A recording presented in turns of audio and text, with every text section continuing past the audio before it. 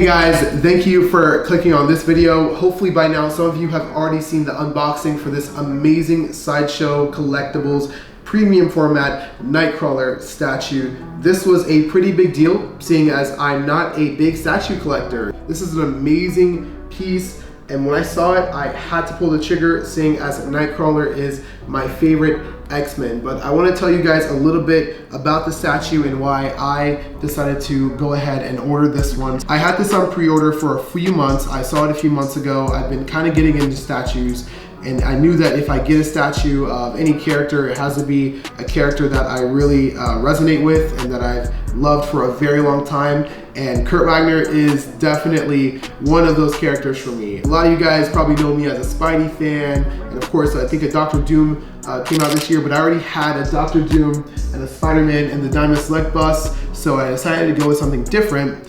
And then two other reasons why I decided to go with this statue are Giant Size X-Men issue #1.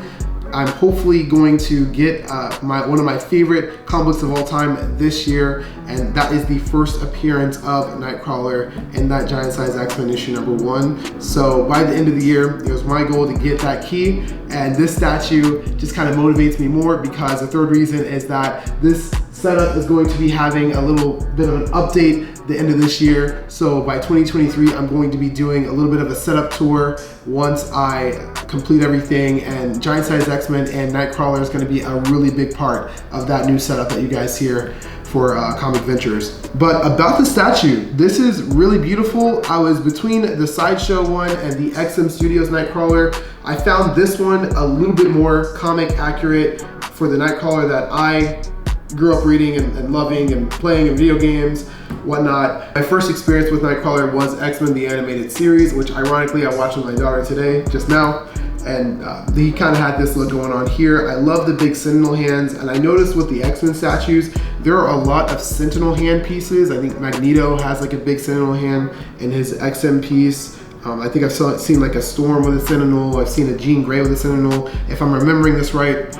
So I think it's pretty cool because it makes them all connect. Not insinuating that I'm going to be getting another X-Men statue, but I think it's cool that if I'm getting into statue collecting, I have a very nice cohesive theme going on if I get into the other X-Men statues. So he's got a little bit of something in his hair here. Let me get this. I think it's a piece of cardboard. Oh man. Poor Kurt. Whatever, we'll get it later. I'll get like a little brush or something. But you can see it's a really well detailed piece, very good craftsmanship. It's well painted. My only disappointment in the piece, which I already knew of before I even unboxed this thing, is that in his Banff cloud, there's a bit of a seam.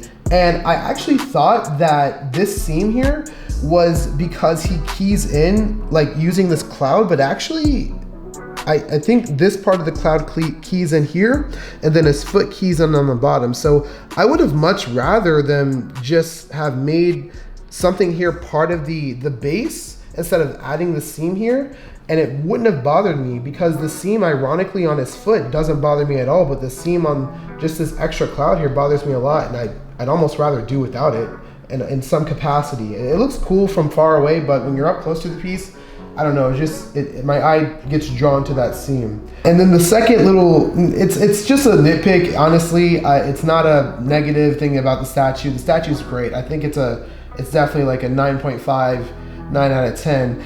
I wish the Sentinel hand had lighting here. It just would have been really cool if this little bulb here lit up.